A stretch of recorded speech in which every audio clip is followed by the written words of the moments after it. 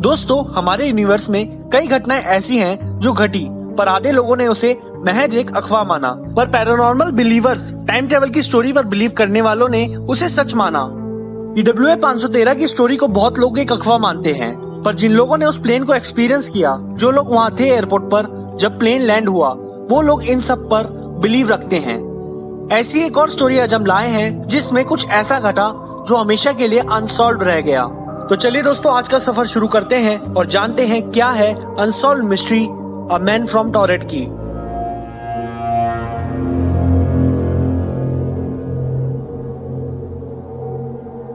कहानी शुरू होती है जब एक वेल ड्रेस्ड मैन जुलाई 1954 में हनेडा एयरपोर्ट आता है। हनेडा एयरपोर्ट टोक्यो जापान में है। सारे पैसेंजर्स की तरह इस जेंटलमैन ने भी अपने कदम कस्टम्स की ओर बढ़ाए और यहाँ से शुरू हुआ मिस्टीरियस मैन का सफर।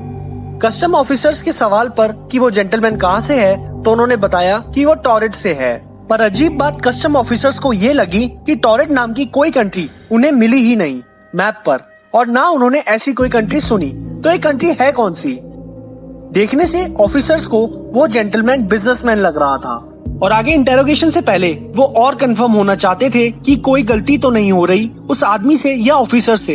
तो इसलिए पहले एक मैप उस जेंटलमैन को दिया गया और उससे पूछा गया कि अपनी कंट्री जिसका नाम टॉरेट है उसे वो मैप पर पॉइंट आउट करे। जेंटलमैन बोलने में जैपनीज बोल रहा था और उसके बिहेवियर से ऐसा लग रहा था कि वो और भी कई लैंग्वेजेस जानता है। और मैप पर उसने पॉइंट आउट की एक लोकेशन जो कि टॉरेट थी उस आदमी के हिसाब से, पर ऑफिसर्स के हिसाब से वो एरिया था एंडोरा का। एंडोरा दरअसल बॉर्डर है फ्रांस और स्पेन का। एक बहुत बड़ी कंफ्यूजन पैदा होने लग गई थी उस मिस्ट्री मैन और ऑफिसर्स के बीच। ऑफिसर ने अपने सीनियर को बुलाया और उन्हें भी उस आदमी ने एंडोरा को अपनी कंट्री बताई। साथ में ये भी दावा किया कि उसकी कंट्री टॉरेट हजारों सालों से है और वो जापान तीसरी बार टॉरेट से सफर कर रहा है।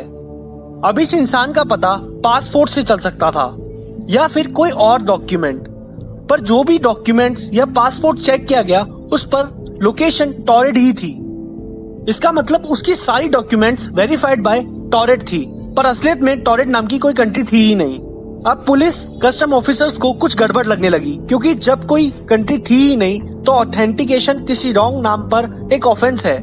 इसलिए पुलिस और इंटेरोगेशन करना चाहती थी। तो उसकी चेकिंग में कई देशों की करेंसीज मिली, पर आश्चर्य की बात यह थी कि वो जेंटलमैन अपनी बातों से चेंज ही नहीं हो रहा था। वो बार बार एक ही बात कह रहा था कि आप लोग इसे कंट्री नहीं मानते, पर असलियत में ये कंट्री है। ऑफिसर्स को वो आदमी पागल लगने लगा था, क्योंकि झूठी डॉक्यूमेंट्स के जरिए वो एक फेक कंट्री को रियल बना रहा था। पर साथ ही साथ ऑफिसर्स को ये डर भी था कहीं ये कोई क्रिमिनल ना हो या कोई टेररिस्ट जो किसी क्राइम को करके फेक डॉक्यूमेंट्स दिखा रहा हो। अब और इंटेरोगेशन होनी बहुत जरूरी थी। इंटेरोगेशन के दौरान एक कंपनी उस जेंटलमैन ने बताई जिसके लिए वो वर्क करता था, और उसके हिसाब से वो कंपनी भी टॉरेट की थी। पर जब ऑफिसर्स ने चेक किया तो वो कंपनी टोक्यो की निकली। साथ ही साथ उसने होटल बताया जहाँ उसे रुकना था, पर उस होटल ने बताया कि वहाँ ऐसी कोई बुकिंग्स ही नहीं है। ये केस बहुत ज्यादा मिस्टीरियस होता जा रहा था, क्योंकि किसी को कुछ समझ नहीं आ रहा था, और ऑफिसर्स ने ये फैसला लिया कि उसे फर्दर इंटेरोगेशन के लिए कस्टडी में रखना होगा। और कुछ खास सबूत नहीं थे उस आदमी के खिलाफ, इसलिए उसे होटल में टाइट सिक्योरिटी में रखा गया। बहुत टाइट सिक्योरिटी में उस आदमी को रखा गया। उस रूम में कोई बालकोनी नहीं थी, साथ ही कोई टेलीफोन का कनेक्शन नहीं था। अब आता है एक बहुत बड़ा ट्विस्ट इस स्टोरी में, क्योंकि नेक्स्ट डे मॉर्निंग वो आदमी अपने आप लॉक्ड रूम से गायब हो जाता है। साथ ही साथ गायब हो जाती है उससे रिलेटेड डॉक्यूमेंट्स जो कि पुलिस ऑफिसर्स के पास थी। अब ये कैसे हुआ ये किसी को नहीं पता। लॉक्ड रूम से विदाउट बालकोनी वाले रूम से उस आदमी का गायब होना काफी ज्यादा अजीब था, पर उससे भी ज्यादा अजीब था उन डॉक्यूमेंट्स का गायब होना जो कि उस आदमी के टॉरेट का होने का सबूत थी। ये इंसिडेंट एक सपना सा बनकर रह गया था उन ऑफिसर्स के लिए और पूरी दुनिया के लिए एक अनसॉल्व्ड मिस्ट्री। आइए अब जानते हैं क्या क्या थ्योरीज आई इस इंसिडेंट के बाद। कई लोगों ने माना कि टॉरेट नाम की कंट्री तो है, पर वो दूसरे यूनिवर्स में है, यानी पैरेलल यूनिवर्स। किसी कारण की वजह से वो डायमेंशन को क्रॉस करके हानेडा एयरपोर्ट आ पहुंचा। वहीं दूसरी तरफ इस आदमी को टाइम ट्रेवलर माना गया और किसी गलती की वजह से वो इस एयरपोर्ट पर आ गया। पर इस थ्योरी में सवाल ये उठते हैं कि अगर ऐसा हुआ भी तो कहाँ है कंट्री टॉरेट? क्योंकि ना पास्ट में कोई टॉरेट नाम की कंट्री थी और ना फ्यूचर में टॉरेट नाम की कंट्री कोई आई। पर हाँ, उस जगह पर एंडोरा जरूर है।